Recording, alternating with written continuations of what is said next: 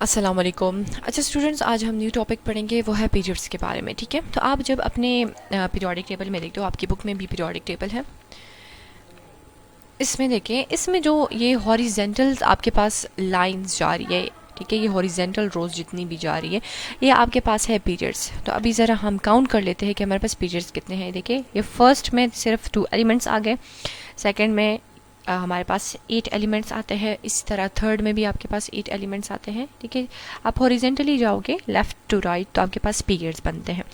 Periods हमारे पास total होते हैं 7 इन नंबर। ठीक है, ये सारे आपके पास पीरियड्स हैं। अब इधर देखें, ये पीरियड के नंबर है, फर्स्ट, ये सेकंड, ये थर्ड, ये फोर्थ, ये फिफ्थ। अगर आप यहाँ से जाते हो, ये 6 है, ये 7 है। अब ये जो 2 है, ये एक 6 का पार्ट है, ये 7 का पार्ट है। अब मैं ज़रा आपको बता देती हूँ कि जितने भी हमारे पास पीरियड्स है उसमें नंबर ऑफ़ एलिमेंट्स कितने हैं। तो फर्स्ट में ज़रा देखिए, हाइड्रोजन है और हीलियम है। ठीक है, ये 2 हो गए। सेकेंड में अगर हम करें तो 1 2, इस तरह 3 4 5 6 7 8। अगर इसमें 8 है तो थर्ड में भी 8 होंगे। अब हम फोर्थ को काउंट कर लेते हैं, फोर्थ पीरियड को।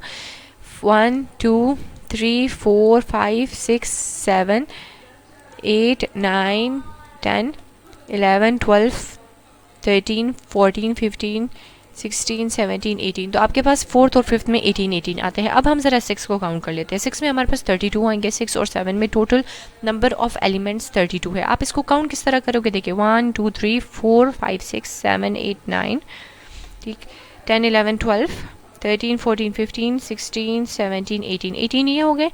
अब 19 20 21 22 23 24 25 26 27 28 29 30 31 32। तो सिमिलरली यही सेम जो प्रोसीजर है आपने 7 के लिए भी फॉलो करना है। तो 6 और 7 में जो एलिमेंट्स है, टोटल नंबर ऑफ एलिमेंट्स है, वो 32 आ जाता है। तो यही कुछ इन्फॉर्मेशन थी जो कि आपकी बुक में पीरियड्स वाले टॉपिक के अंदर बताई गई है। जी, तो हम पीरियड्स के बारे में बात कर रहे थे। आपकी बुक में भी पीरियोडिक टेबल है, ठीक है, जिसमें जितने भी हॉरिजेंटल रोज है वो सारे के सारे पीरियड्स है। अभी मैंने आपको काउंट करके दिए, वो थे टोटल 7 इन नंबर। ठीक है, अब इस पीरियड्स में जो एलिमेंट्स है उनको लेफ़्ट टू राइट अरेंज किया गया है। अभी जब मैं आपको काउंट करवा रही थी एलिमेंट्स को, तो मैं इस तरह लाइन ड्रॉ कर रही थी, तो मैं लेफ़्ट टू राइट जा रही थी। तो लेफ़्ट टू राइट इनको अरेंज किया गया है। जैसे कि अगर यहाँ पर आप देख ले, ये देखिए, यहाँ पर हाइड्रोजन है, फिर फर्स्ट में हीलियम है, लिथियम, बेरिलियम, बोरॉन, ठीक है, carbon, nitrogen, oxygen, fluorine and neon. ये सारे के सारे क्या हो जाता है, ये लेफ़्ट टू राइट अरेंज है। अब लेफ़्ट टू राइट अरेंजमेंट का फ़ायदा ये है कि हमारे पास जो वर्टिकल रोज बनते हैं ना, उसमें जितने भी एलिमेंट्स आते हैं तो फिर उन सब की सिमिलर प्रॉपर्टीज़ हो जाती है। तो ये एक बहुत ही बड़ा बेनिफिट है पीरियोडिक टेबल का, कि साइंटिस्ट को एक ही ग्रुप में सारे के सारे ऐसे एलिमेंट्स मिल जाते हैं जिनकी सिमिलर प्रॉपर्टीज़ हो जाती है, तो वो कम टाइम में ज़्यादा से ज़्यादा एलिमेंट्स को पढ़ सकते हैं। ठीक है, the first period is very short. अभी उसमें हाइड्रोजन एंड हीलियम था, वो मैंने आपको बताया, 2 एलिमेंट्स है, ठीक है, हाइड्रोजन एंड हीलियम।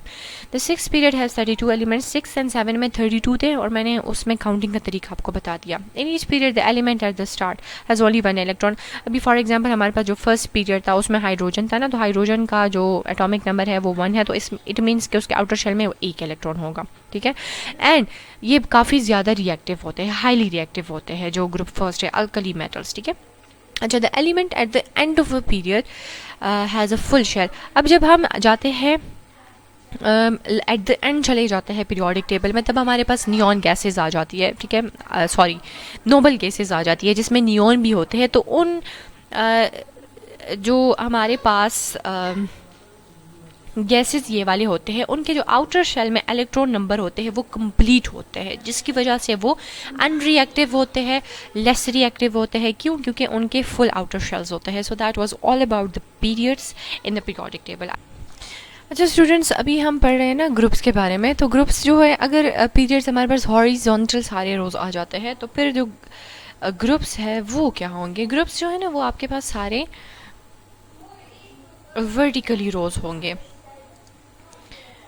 जैसे कि यहाँ पर अभी मैं आपको दिखा देती हूँ। आप ऊपर से नीचे की तरफ आओगे ना, ये सारा का सारा क्या है, ये सारा का सारा आपके पास एक ओवरऑल पूरा एक ग्रुप है। ये देख रहे हो, ये सारे के सारे आपके पास क्या है, ये ग्रुप्स हैं।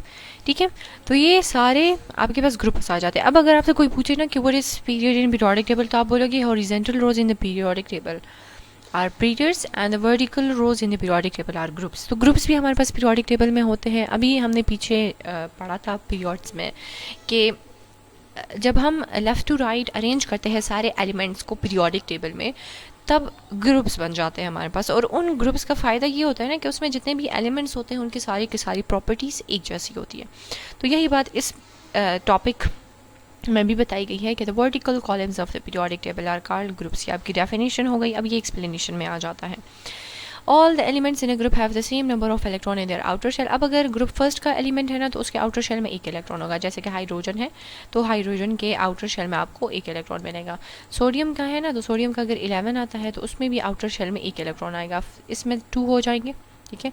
फिर सेकंड में आपके पास ए रह जाएंगे तो 9 10, और जो थर्ड वन होगा शेल उसमें आपके पास एक इलेक्ट्रॉन रह जाएगा। यहाँ पर मैं 2 अरेंज कर लेती हूँ और इसमें मैं 8 रख देती हूँ, तो इसमें जो एक इलेक्ट्रॉन है ना वो यहाँ पर आ जाएगा। तो आप ग्रुप फर्स्ट से अंदाज़ा लगा सकते हो कि इसके आउटर शेल में इतने इलेक्ट्रॉन होंगे, ग्रुप सेकंड में 2 इलेक्ट्रॉन्स आपको मिलेंगे, ठीक है। तो ये एक सिंपल तरीका है पीरियोडिक टेबल के एलिमेंट्स को याद रखने के लिए, और ये साइंटिस्ट के लिए भी काफ़ी यूज़फुल है क्योंकि इस तरह से हम कम टाइम में ज़्यादा एलिमेंट्स को याद रख सकते हैं। ओके, अच्छा। Groups are number according to the number of the electrons in their outer shell. अब अगर एक इलेक्ट्रॉन है तो उस ग्रुप का नाम होगा ग्रुप फर्स्ट, 2 इलेक्ट्रॉन है तो उसका नाम होगा ग्रुप 2। अच्छा, अब कुछ ग्रुप्स की नेम्स दिए गए हैं, जैसे कि ग्रुप फर्स्ट है तो उसको आप अल्कली मेटल्स बोलते हो, इसके आउटर शेल में एक इलेक्ट्रॉन मिलेगा, उसकी एग्जाम्पल है हाइड्रोजन।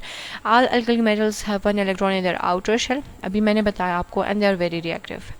अच्छा, अब ये कहते हैं ना कि बॉटम में जो इस ग्रुप के एलिमेंट्स होंगे वो टॉप वालों से क्या होंगे, वो ज़्यादा रिएक्टिंग होंगे। फॉर एग्ज़ाम्पल ये हाइड्रोजन तो रिएक्टिव है, लेकिन जैसे ही आप नीचे आओगे ना तो ये वाला जो एलिमेंट है ये इस वाले हाइड्रोजन एलिमेंट से ज़्यादा रिएक्टिव होगा, ये बात बताई गई है, ठीक है। तो रिएक्टिविटी इंक्रीजेज होती है जो आप नीचे जाते हो। पर ग्रुप सेकंड की तरफ आते हैं, उसका नाम है अल्कलाइन अर्थ मेटल्स, और इसके 2 इलेक्ट्रॉन्स होंगे इनके आउटर शेल में। अच्छा, like group elements reactivity increases lower down. अब इसमें क्या होगा, इसमें भी आप जब नीचे आओगे ग्रुप में तो इसकी रिएक्टिविटी इंक्रीज होती जाएगी। लेकिन एक बात आपने याद रखनी है कि ये जो फर्स्ट ग्रुप है ना, ये वाला ग्रुप फर्स्ट, ये सेकेंड वाले ग्रुप से हाईली रिएक्टिव होगा, ये हाईली रिएक्टिव होगा ग्रुप सेकंड से, ठीक है। अच्छा जी, ग्रुप थर्ड में एलिमेंट्स होंगे जिनके आउटर शेल में 3 इलेक्ट्रॉन्स होंगे, और top of this group non metal है। जब आप नीचे जाओगे तो आपको सारे के सारे मेटालिक एलिमेंट्स मिलेंगे। ग्रुप 4 आते हैं, कार्बन फैमिली है, ठीक है। All the elements in this group have 4 electrons, 4 electrons होते हैं इनके आउटर शेल में, और नॉन मेटल्स टॉप पर होते हैं, और जो मेटालिक एलिमेंट्स होते हैं वो नीचे आपको मिल जाएंगे इस ग्रुप में, ठीक है। ग्रुप 5 की तरफ बात करते हैं तो नाइट्रोजन फैमिली है, 5 इलेक्ट्रॉन्स होते हैं, नेम से ही आप अंदाज़ा लगा सकते हो, और एलिमेंट्स मेटालिक होते जाते हैं। यानी आप ग्रुप 5 में नीचे नीचे जाओगे ना तो आपको मेटालिक एलिमेंट्स मिलते जाएंगे। ग्रुप 6 में ऑक्सीजन एंड सल्फर फैमिली है, और इसमें होते हैं 6 इलेक्ट्रॉन इनके आउटर शेल में होते हैं। ज़्यादातर नॉन मेटल्स है, लेकिन मेटालिक एलिमेंट्स भी आपको नीचे वाले ग्रुप में मिल जाता है, ठीक है। नीचे ग्रुप में जब आप जाते हो तो आपको कुछ ना कुछ मेटालिक एलिमेंट्स भी मिल जाते हैं। ग्रुप 7 की बात करते हैं तो वो हैलोजेंस है, वेरी वेरी रिएक्टिव है, ठीक है, क्योंकि इनके आउटर शेल में एक एम्प्टी स्पेस होता है, ठीक है, एक एम्प्टी इलेक्ट्रॉन यानी एक अनपेयर्ड इलेक्ट्रॉन होता है, तो ये हाईली रिएक्टिव है। इस ग्रुप में जो टॉप पर एलिमेंट्स होते हैं वो ज़्यादा रिएक्टिव होते हैं then the bottom. Halogens are coloured gases and very poisonous. Coloured gases अगर आपके एमसीक्यू में आया कौन से वाले हैं तो आप हैलोजन पे टिक करोगे, और ये काफ़ी पॉइजनस होते हैं। ग्रुप 8 की बात करते हैं, इसको ग्रुप 0 भी बोलते हैं, और नोबल गैसेस सारे के सारे आ जाते हैं। नोबल गैसेस वो गैसेस है, या फिर इस ग्रुप में आपको ऐसे एलिमेंट्स मिलेंगे जो कि रिएक्ट ही नहीं करते। क्यों रिएक्ट नहीं करते? क्योंकि उनके आउटर शेल के इलेक्ट्रॉन्स कंप्लीट होते हैं, तो इसी वजह से उनको ज़रूरत ही नहीं है किसी से इलेक्ट्रॉन लेने की, तो इसी वजह से ये किसी के साथ रिएक्टिव नहीं है, और इसी वजह से इनको नोबल गैसेस कहते हैं, और ये काफ़ी फेमस भी है, ठीक है। तो ये था ग्रुप्स के बारे में, एंड आई होप कि आपका कंसेप्ट क्लियर हो गया होगा।